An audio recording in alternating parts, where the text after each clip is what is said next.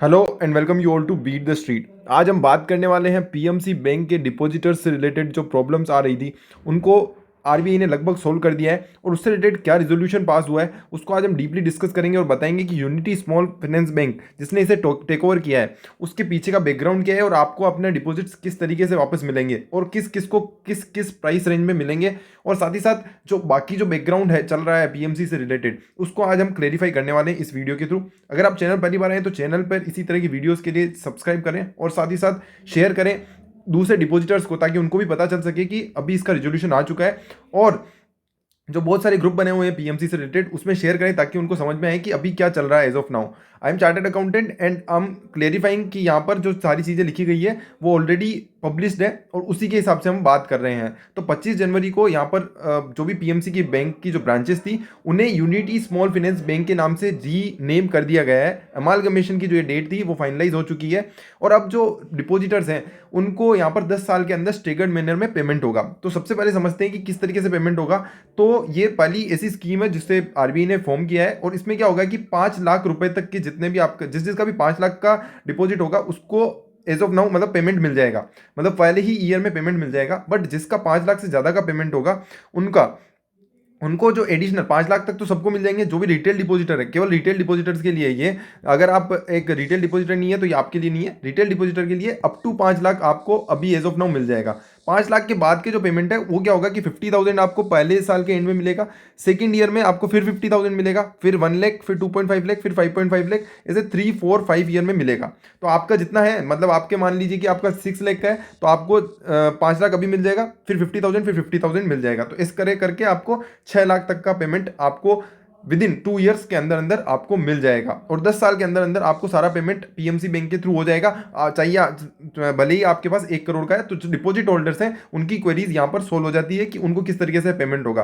5 लाख तक का as of now और उसके बाद फिर 50,000, 50,000, 1 लाख, 2.5 लाख, 5.5 लाख इस तरीके से पेमेंट होगा ताकि क्या हो बैंक की भी जो उनकी जो कार्यप्रणाली है वो चलती रहे और साथ ही साथ जो डिपॉजिटर्स हैं उनका भी नुकसान ना हो। बट सबसे बड़ी जो इसमें प्रॉब्लम है वो है कि आपको ऊपर जो इसमें इंटरेस्ट मिला है वो इंटरेस्ट बिल्कुल नहीं मिलेगा, केवल आपको प्रिंसिपल मिलेगा और प्रिंसिपल 31 मार्च 2021 तक का और उसके बाद से आपको एक सिंपल इंटरेस्ट 2.75% मात्र, जो आपकी बली आपकी 5% पे ली आपने 10% पे ली वो फर्क नहीं पड़ता है, हम केवल आपको 2.75% का इंटरेस्ट देंगे।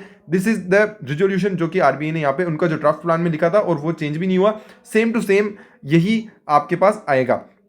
तो आपको बेसिकली आपको यहाँ पर प्रिंसिपल मिलेगा और थोड़ा बहुत इंटरेस्ट, ये 2.75% बोल रहे हैं तो अगर आप अभी निकाल लेते हैं तो ज़्यादा मेरे हिसाब से 2.75% के हिसाब से बनेगा नहीं, बट उसके बाद आपको 2.75% मिलेगा। तो ये आप यहाँ पर ध्यान रख सकते हैं। अगर हम टोटल नंबर ऑफ डिपॉजिटर्स की बात करें 9.09 lakh individual depositors PMC bank में है जिन्होंने करीबन 7,836.77 करोड़ का पेमेंट 30 सितंबर 2020 की बात करें तो जमा करवाया था। इसमें अगर हम बात करते हैं retail deposit outside that insured by DICGC है, जो कि डीआईसीजीसी में इंश्योरेंस नहीं होता है तो जो रिटेलर्स होते हैं उनकी मोस्टली ये होता है, बट जिनका नहीं है वो अगर हम देखते हैं तो वो आता है 5,464.86 करोड़ के लमसम।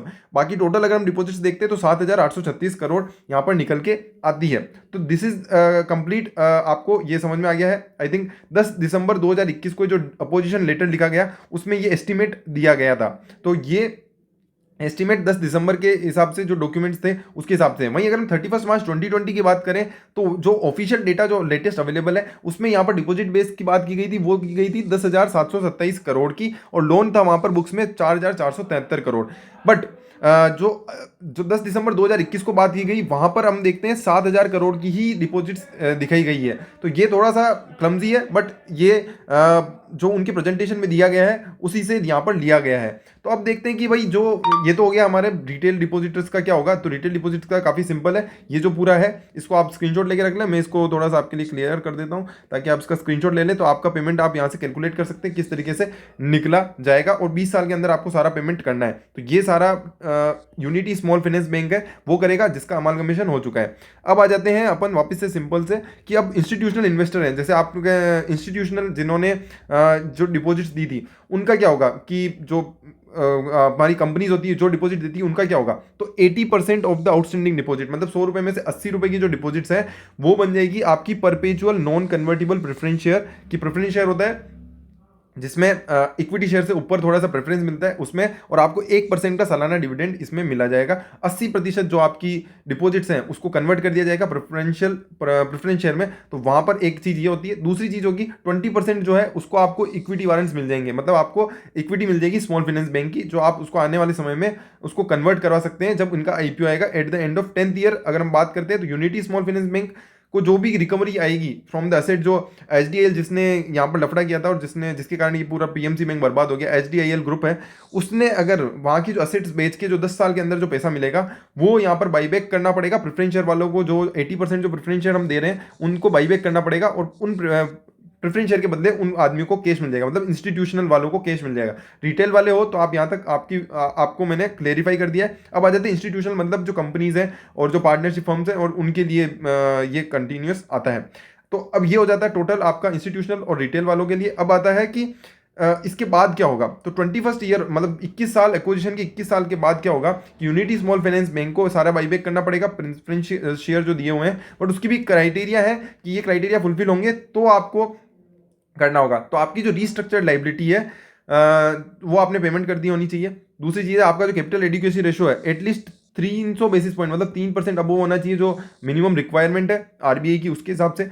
एनपीए है एटलीस्ट मिनिमम रिस्क के हिसाब से 2% उससे ज़्यादा होना चाहिए, और मतलब एनपीए कम होना चाहिए, सॉरी एनपीए कम होना चाहिए। जो आपकी नेट रिकवरी है वो एटलीस्ट 70% हो जानी चाहिए, तो ये आप आईपीओ और ये जो प्रेफरेंस शेयर का जो पेडबैक है वो सब आप कर पाएंगे। तो ये वाली जो चीज़ें हैं थोड़ी सी ट्विकी है, बट ये देखना होगा कि आने वाले समय में किस तरीके से ये कंपनी करती है। और अभी जो बाईबैक जो ये यूनिटी स्मॉल फाइनेंस बैंक जो लॉन्च किया है वो आया है दो जनों को मिला के। एक तो है भारत पे जो अश्नील ग्रोवर का आप आजकल बहुत नाम सुन रहे होंगे, उसके ओनर ने, और साथ ही साथ एक सेंट्रम ग्रुप है, उन दोनों ने मिलकर इसमें एप्लीकेशन की है, और इन दोनों की जो है इनको बैंकिंग का लाइसेंस अभी मिल चुका है स्मॉल फाइनेंस बैंक के रूप में, यूनिटी स्मॉल फाइनेंस बैंक के रूप में। जबकि पीएमसी बैंक वो पहले वाला नाम था, अभी इसको यूनिटी स्मॉल फाइनेंस बैंक के नाम से जाना जाएगा। फिर इसका जो 10 साल का ये पूरा प्लान है जो आरबीआई ने बना दिया है।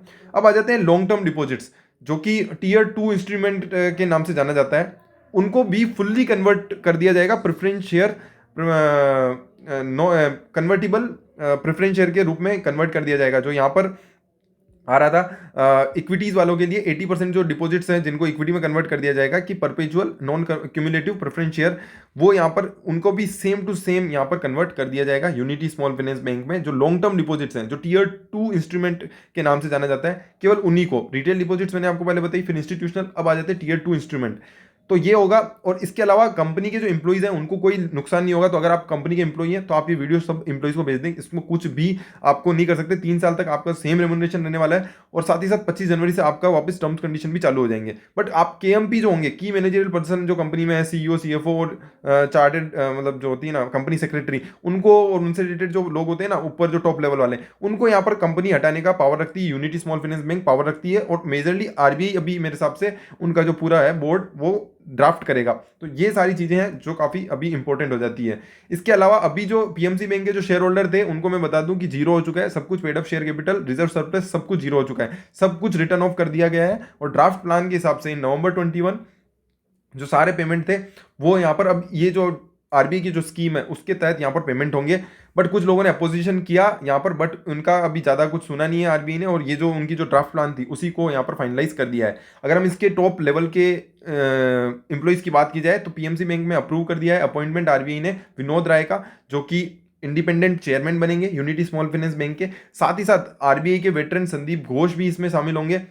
फॉर्मर्स जो कि सिंडिकेट बैंक के चेयरमैन रह चुके हैं बसंत सेठ इसमें शामिल होंगे, और आरबीएल बैंक के जो चेयरमैन रह चुके हैं सुभाष कुत्ते वो भी यहाँ पर शामिल होंगे। तो ये टोटल इनकी अभी एज ऑफ नाउ टीम बन चुकी है related to Unity Small Finance Bank. और जो सारे रिलेटेड जो इश्यूज़ हैं पीएमसी बैंक से रिलेटेड वो आई थिंक मैंने आपको पूरी वीडियो में एक्सप्लेन करने की कोशिश की है। अगर आप डिपॉजिटर्स हैं तो कमेंट करके और लोगों को ज़्यादा से ज़्यादा शेयर करें, ताकि उन लोगों को भी समझ में आए कि अगर 5 लाख तक का तो आप टेंशन लेने की जरूरत नहीं, आपका प्रिंसिपल मिल जाएगा। तो ये सारी चीज़ें हैं। और आने वाले समय में आपको जब यूनिटी स्मॉल फाइनेंस बैंक पूरा चालू हो जाएगा तो आप जाके वहाँ पर क्लेम कर सकते हैं। एज ऑफ नाउ आपको हड़बड़ी करने की कोई जरूरत नहीं है, आराम से आपको 100% आरबीआई की गाइडलाइन के हिसाब से पैसा मिल जाएगा। तो आपको टेंशन लेने की भी जरूरत नहीं है। ज़्यादा से ज़्यादा लोगों तक शेयर करें जिनके डिपॉजिट्स हैं, ताकि उनको भी यहाँ पर सोल्यूशन पता चल सके किस तरीके से हो रहा है और क्या हो रहा है। तो thank you so much, bye bye.